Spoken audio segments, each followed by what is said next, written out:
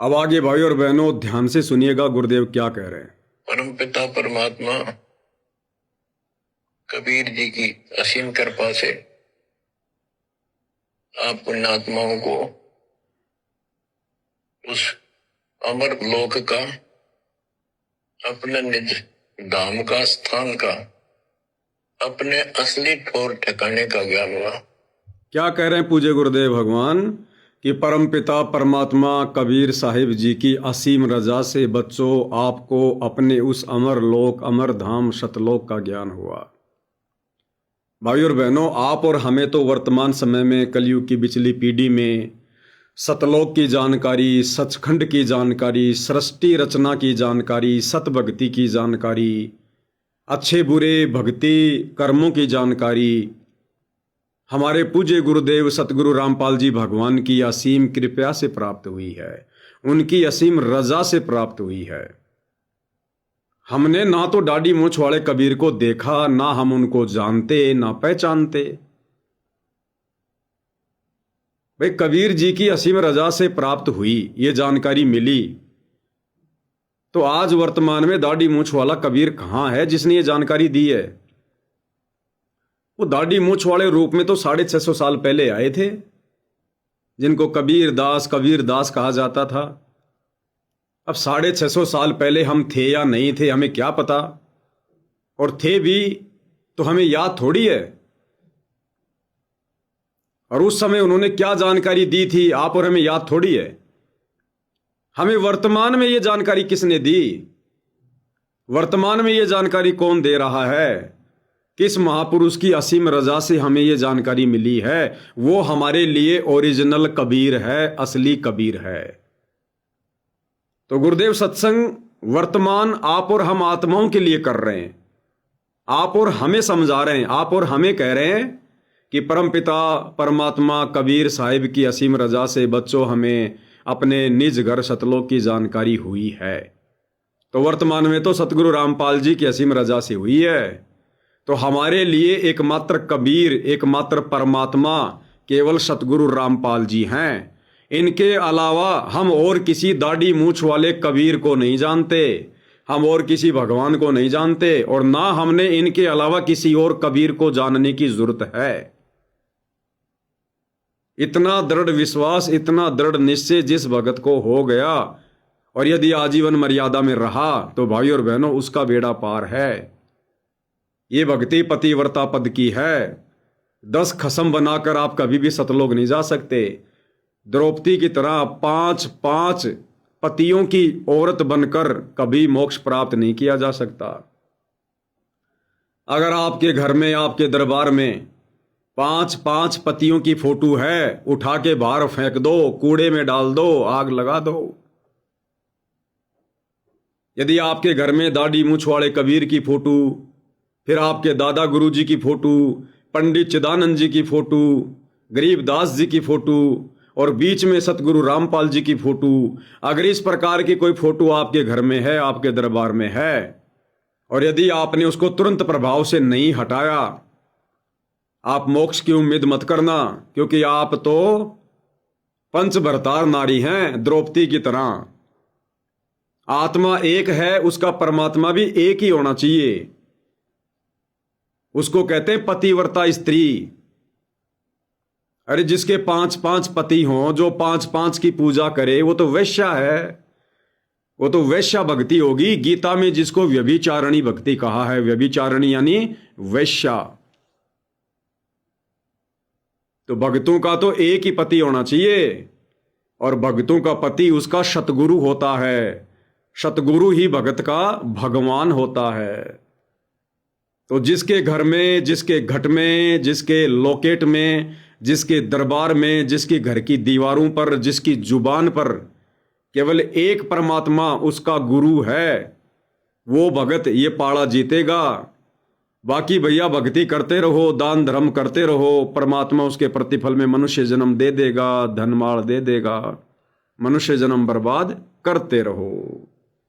तो क्या कह रहे हैं गुरुदेव कि परमपिता परमात्मा कबीर साहिब जी की असीम रजा से बच्चों आपको अपने घर की जानकारी हुई है। अरे सतगुरु रामपाल जी के बताने से पहले हमें क्या पता था कौन सा हमारा घर है। हम तो इसी गंदे लोक, इस पृथ्वी लोक पर जो भी झोपड़ी थी, जैसी भी झोपड़ी थी, मकान था, हम तो उसी को अपना घर मान रहे थे। हमें तो सृष्टि रचना का पता भी नहीं था, इस ज्ञान के सिर पैर का भी पता नहीं था, कौन कबीर भगवान है शौपन में भी नहीं था। तो ये जानकारी वर्तमान में किसकी असीम रजा से मिली? सतगुरु रामपाल जी की असीम रजा से। हम केवल इनको जानते हैं, हम किसी और को नहीं जानते, और ना जानने की जरूरत है। तब भाई और बहनों हमारी बात बनेगी। परम पिता परमात्मा कबीर जी की असीम कृपा से आप पुण्यात्माओं को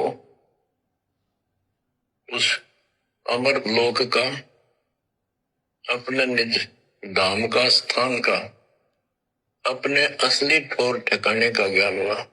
आगे क्या कह रहे हैं गुरुदेव भगवान, ध्यान से सुनिएगा। बच्चों, आपको परमात्मा की अमर कथा, अमर महिमा, सच्चा ज्ञान और सच्ची भक्ति प्राप्त है।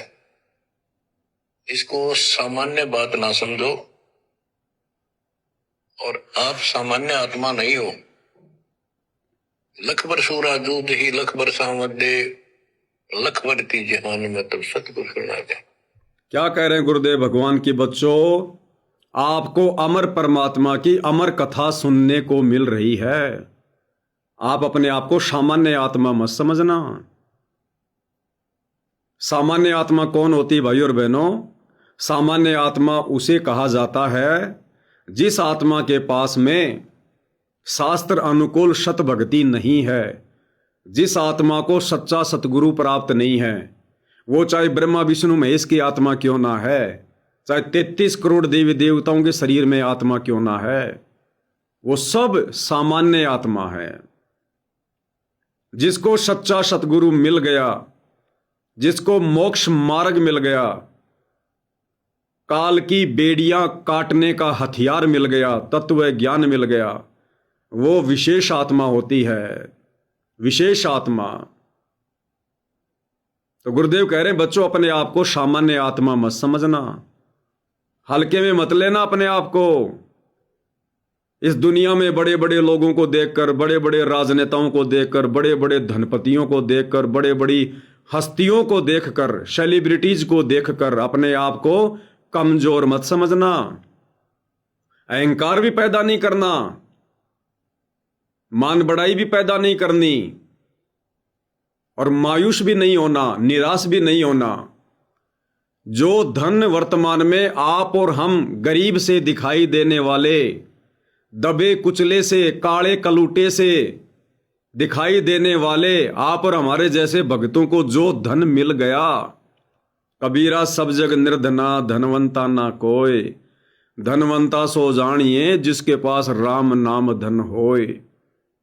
ये है दुनिया का सबसे बड़ा धन, जिसे ना कोई चोर चुरा सकता है, ना कोई ठग ठग सकता है।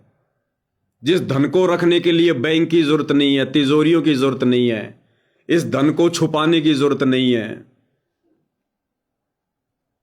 यह है दुनिया का सबसे बड़ा धन, अनमोल धन, भक्ति धन।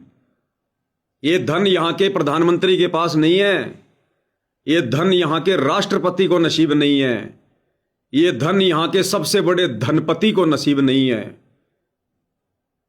वे तो नकली धन को, कोडियों को लाल समझकर पोटली बांधकर सेठ बने बैठे हैं। उनका ये धन शरीर छोड़ने के बाद यही रह जाएगा, कुछ काम नहीं आएगा। और जो धन आप और हम भाई बहन कमा रहे हैं, दिन प्रतिदिन भक्ति करके जोड़ रहे हैं, ये धन हमें यहां भी सुखी करेगा, और शरीर छोड़ने के बाद ये धन परमात्मा के दरबार में मिलेगा।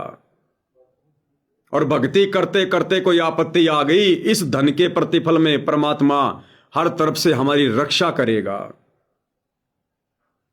और इस धन को जोड़ने वाले, इस भक्ति धन को जोड़ने वाले भगत आने वाले समय में इस संसार के नकली धन के भी सेठ बनेंगे।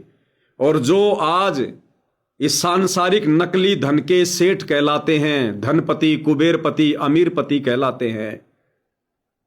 अब एकदम से उनकी बैटरी डिस्चार्ज होगी युग परिवर्तन के दौरान, अचानक से उनकी सर्व सुविधा परमात्मा के द्वारा छीन ली जाएगी।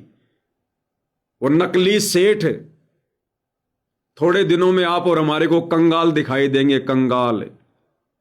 और नकली सेठ भी आने वाले दिनों में आप और हम भक्ति सेठों की इज्जत किया करेंगे, आप और हमारा सम्मान किया करेंगे।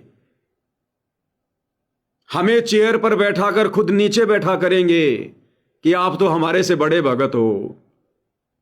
हम तो सारी जिंदगी डले ढोने में लगे रहे, हम तो इसी नकली धन को सर्वश्रेष्ठ धन मानकर मान बढ़ाई में फूले रहे, कभी भक्ति और भगवान की तरफ हमने ध्यान भी नहीं दिया। और आप लोगों ने तो इतना भक्ति धन कमा लिया, इतना भक्ति धन कमा लिया, हम आप लोगों की बराबरी नहीं कर सकते। इसलिए भाइयों और बहनों, आज आप और हम दबे कुचले से, गरीब से दिखाई देने वाले जो भगत हैं, आप और हमने मायूस होने की जरूरत नहीं है। आप और हमसे पूज्य गुरुदेव भगवान वो कमाई करवा रहे हैं, वो कमाई करवा रहे हैं जिस कमाई को ब्रह्मा विष्णु महेश भी नहीं कर सकते उन पदों पर रहते हुए। अगर उनको भी उस भक्ति धन की कमाई करनी है तो इस पृथ्वी पर आकर जन्म लेना पड़ेगा मनुष्य का, और मनुष्य जन्म से भी बात नहीं बनेगी अगर सच्चा सतगुरु नहीं मिला तो, जैसे आज आप और हमें मिल गया। तो परमात्मा ने बताया भगत कौन होता है। अकल अलूणे दीखते सर्व अकल के मूल। अकल अलूणे यानी ऐसे बेकार से दिखाई देने वाले लोग सोचते हैं इनके पास कोई दिमाग नहीं है, अकल अलूणे हैं ये, बेबुद्धि के हैं ये, बाबा रामपाल के भगत हैं ये। कहते हैं दुनिया को तो हम ऐसे दिखाई देंगे बेबुद्धि वाले, अकल अलूणे, लेकिन भगवान की नजरों में, भक्तों की नजरों में सर्व अकल के मूल। जो बुद्धि हम भक्तों के पास है, जो समझ आप और हमारे पास में है, वो यहां के ब्रह्मा विष्णु महेश के पास भी नहीं है। अकल अलूणे देखते सर्व अकल के मूल। और हम क्या करते हैं, हरदम रटे हरि नाम को और झूले अनहद झूल। हम हमेशा परमपिता परमेश्वर के नाम का सुमरण करते रहते हैं, उनके नाम का चिंतन मनन करते रहते हैं। झूले अनहद झूल। हम सतलोक के सौपन लेते रहते हैं, जैसे झूले के ऊपर बैठकर आदमी आराम से मौजी लेता है, आनंद महसूस करता है। तो आप और हम भाई बहन सतलोक की हिलोरे लेते हैं, सतलोक के विषय में सोचते रहते हैं। हमें कोई चिंता नहीं, कोई टेंशन नहीं, हमें भविष्य की कोई चिंता नहीं, क्योंकि हमें गुरुदेव ने भक्ति देकर चिंता मुक्त कर दिया। और वो बड़े बड़े धनपति, बड़े बड़े राष्ट्रपति, बड़े बड़े मुख्यमंत्री, और रात को सोते भी हैं तो नींद की गोलियां लेकर सोते हैं, गुट्टी सुट्टी लगा के शराब पी के सोते हैं। सुबह उठते ही उनके दिमाग में मोटर की तरह ऑटोमेटिक चिंताएं चलना शुरू हो जाती, ऑटोमेटिक।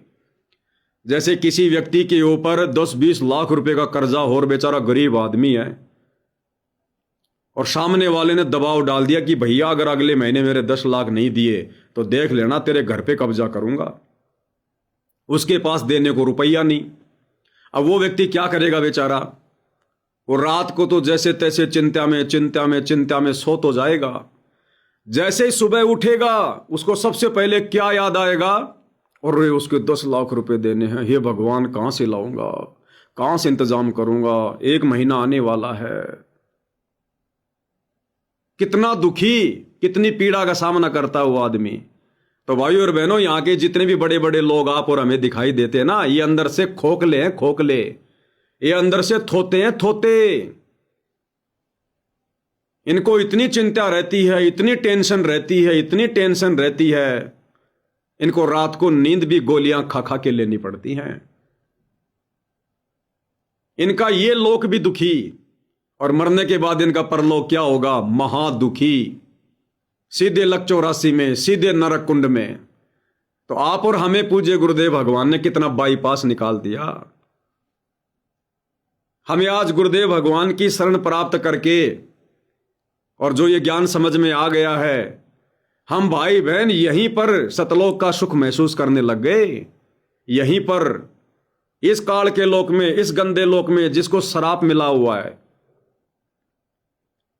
जब अपने बड़े भाई कूरम के पास में ये ज्योति निरंजन सृष्टि रचना की सामग्री लेने गया तो इसने वहां पर जबरदस्ती कर दी, इसने मुकुट हिला दिया। मुकुट में से वो सृष्टि रचना की सामग्री निकली, 5 तत्व 3 गुण, उनको लेकर दौड़ गया।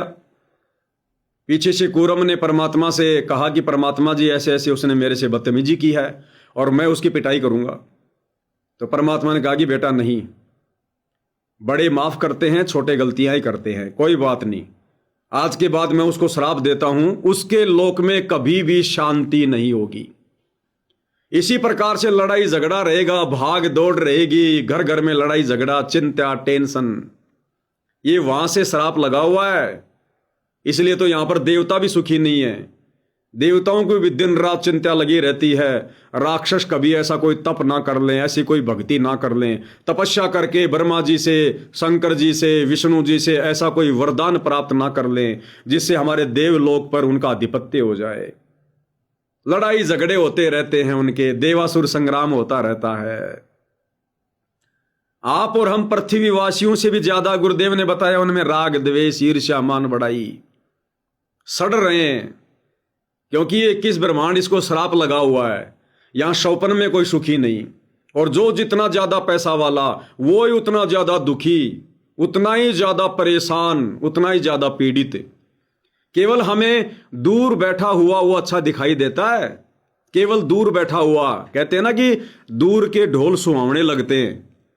जब दूर कहीं कोई बाजा बज रहा हो ना तो हमें बड़ा आनंद आता है, और जब उसके पास में जाएंगे तो वो आवाज हमारे कान फोड़ देती है, कान।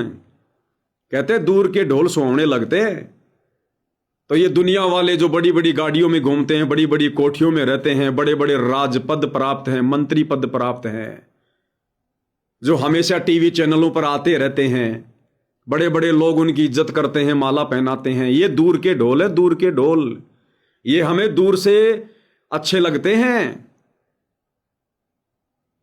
और जिस दिन कोई इनके सांचे में ढलेगा, यानी इनके जैसी स्थिति में जब कोई आएगा, तब पता चलेगा।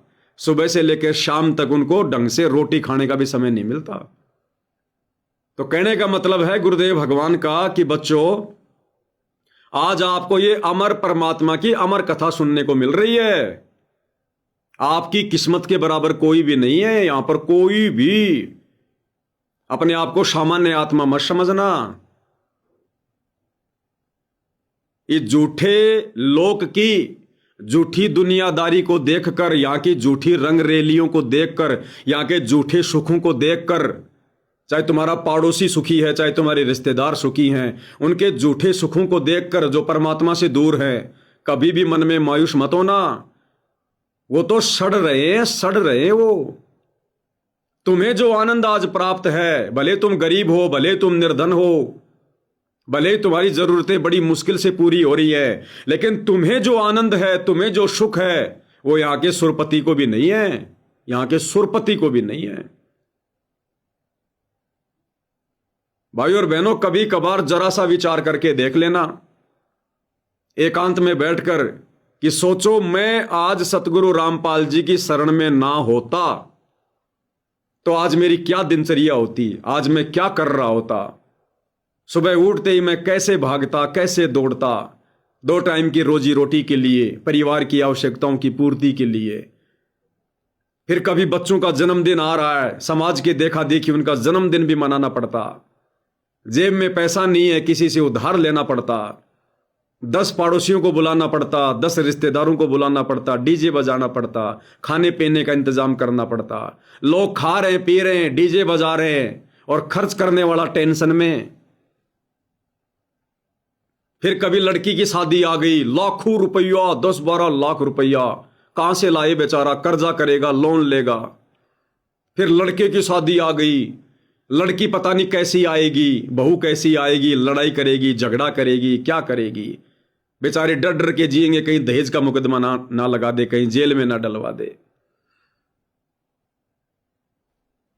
दुनिया भर की टेंशन। कभी रिश्तेदारी में कोई शादी आ गई, कहीं कोई मर गया, कहीं किसी का जन्मदिन है, नहीं गए तो मर गए, गए तो गए 10-15 हजार रुपए पानी में।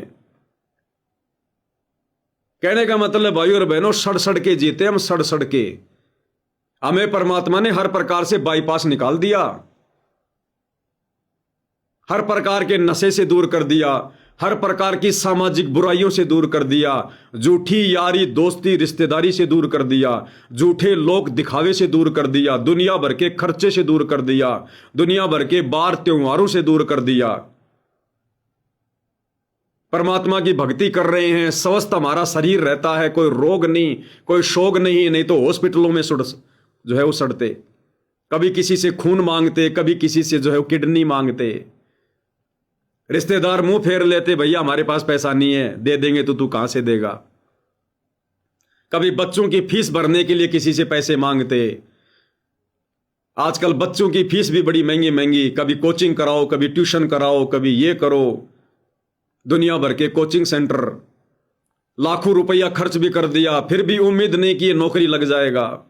नौकरी नहीं लगा तो फिर बाप उसको टॉर्चर करेगा, तेरे ऊपर इतना पैसा खर्च कर दिया, तूने बर्बाद कर दिया मेरे को। बच्चा टेंशन में आके आत्महत्या कर लेगा, सुसाइड कर लेगा, घर छोड़ के भाग जाएगा, फिर मां बाप दुखी। कहने का मतलब भाई और बहनों, हम सड़ रहे होते, भयंकर तरीके से सड़ रहे होते, जैसे आज ये दुनिया सड़ रही है। किसी के घर में शांति नहीं है, हमें दूर से अच्छे लगते हैं, उनके घर में जाके देख लो, एक दिन 24 घंटे बैठ के देख लो, मियाँ बीबी में अनबन, भाई बहन में अनबन, रिश्तेदारों में अनबन, कोई किसी पे विश्वास नहीं करता, एक दूसरे पे शक किए बैठे रहते हैं।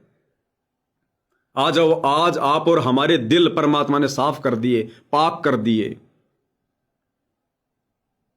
तो भाई और बहनों, आप और हम सामान्य आत्मा नहीं हैं। मानुष से देवता की ये करत न लाई बार, देवताओं से भी उत्तम बना दिया गुरुदेव ने, देवताओं से भी उत्तम। और क्या कह रहे हैं परमात्मा, लख बर सूरा जूझ ही लख बर सावंत दे, लख बर यति जहान में तब सतगुरु शरणा ले। हम क्यों सामान्य आत्मा नहीं है? क्या कह रहे हैं गुरुदेव कि तुमने लाखों बार सूरवीरों के जन्म प्राप्त किए बच्चों। ये ना सोचना कि वैसे स्वाभाविक तुम सतगुरु रामपाल जी के शरण में आ गए। सतगुरु रामपाल जी की शरण में आना कोई सामान्य बात नहीं है।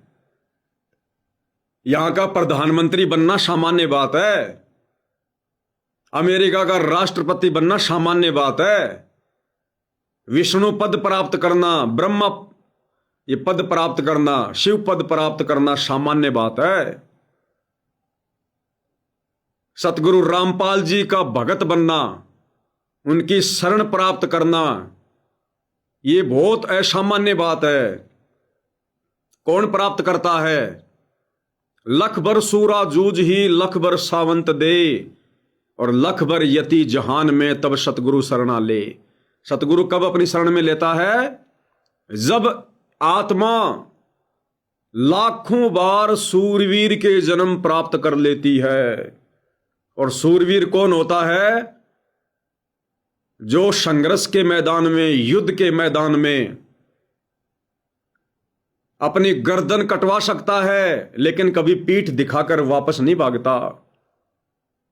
जो ना बुराई को सहन करता है, जो ना बुराई कभी करता है, जो किसी के दुख दर्द तकलीफ को देख नहीं सकता, किसी के ऊपर हो रहे अत्याचारों को देख नहीं सकता, उसको कहते हैं सूरवीर।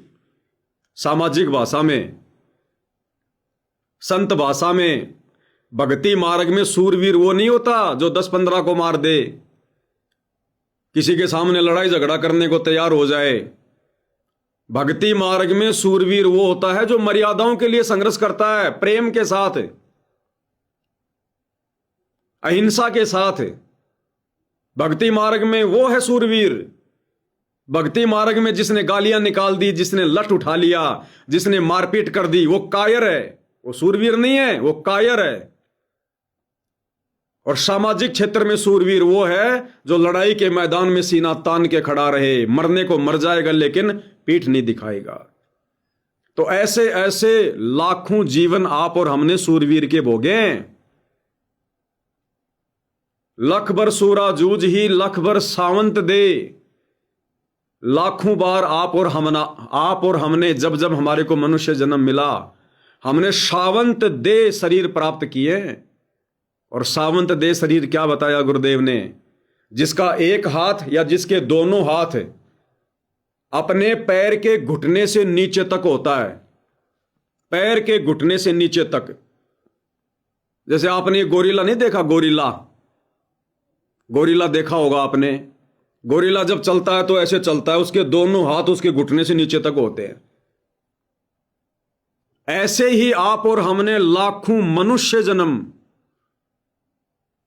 इतने लंबे लंबे हाथ वाले इंसानों के प्राप्त किए हैं, जिनको सावंत देह कहते हैं। यानी वो बहुत ही ज्यादा धार्मिक आत्मा होती है, बहुत ही ज्यादा वो पुण्यवान आत्मा होती है, जिसके दोनों हाथ या एक हाथ घुटने से नीचे तक होता है। और गुरुदेव ने बताया, आदरणीय गरीबदास जी सावंत देह थे। आदरणीय गरीबदास जी महाराज सावंत देह थे। गरीबदास जी के दोनों हाथ उनके घुटने से नीचे तक थे। ऐसे ऐसे आप और हमने लाखों जन्म प्राप्त किए। लख भर सूरा जूझ ही लख भर सावंत दे, और लख भर यति जहान में। यति